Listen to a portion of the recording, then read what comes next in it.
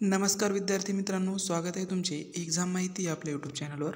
तर मित्रांनो, कृषी सेवकबद्दल एक इथं अपडेट आलेलं आहे। तर ते अपडेट आपण या व्हिडिओच्या माध्यमातून पाहणार आहोत। जे काय 16 आणि 19 तारखेला विद्यार्थ्यांचे पेपर झालेले होते, तर असे विद्यार्थी निकालाबद्दल इथे आयुक्तालयाकडे वारंवार चर्चा करत आहेत। तर त्याच्यामुळे आयुक्तालयाकडून हे एक प्रसिद्ध पत्रक आलेलं आहे। तर प्रसिद्धीपत्रक काय आहे ते पाहून घेऊ। जे काही विद्यार्थी इथे ज्या विद्यार्थ्यांनी फॉर्म भरलेले होते आणि पेपर दिलेले होते, तर अशा विद्यार्थ्यांचा जो का कृषी सेवक पदासाठी प्रक्रिया झाली होती, या पदासाठी जी काही जाहिरात आली होती त्याच्यावर झालेल्या पेपरचा निकाल जो आहे, तर तो निकाल लवकरात लवकर लावण्यात येईल असे इथे प्रसिद्धीपत्रक आलेले आहे। तर पाहू शकता तुम्ही इथे IBPS संस्थेमार्फत 16 व 19 जानेवारी 2024 रोजी कृषी आयुक्तालयाच्या अधीनस्थ कार्यालयीन विभागीय कृषी संचालक सर्व यांच्या स्थापनेवरील कृषी सेवक पदासाठी भरती प्रक्रिया झाली होती।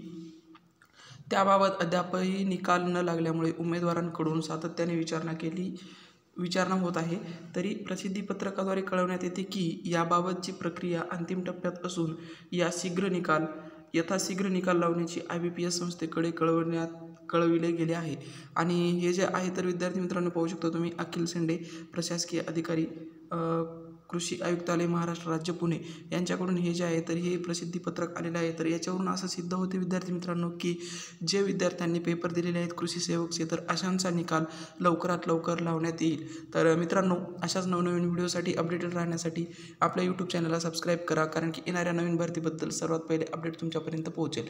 तर व्हिडिओ पूर्ण पाहिल्याबद्दल मनापासून धन्यवाद। आणि चॅनलला जर सबस्क्राईब केले नसेल तर प्लीज चॅनलला सबस्क्राईब करा आणि आपल्या टेलिग्राम चॅनलवर जॉईन व्हा। तिथे जे नवीन अपडेट असतात, ज्याच्यावर व्हिडिओ बनवणं शक्य नाही, तर असे छोटे छोटे अपडेट मी तिथे टाकत असतो। तर मित्रांनो, व्हिडिओ आवडला असेल तर इतरांनाही शेअर करा।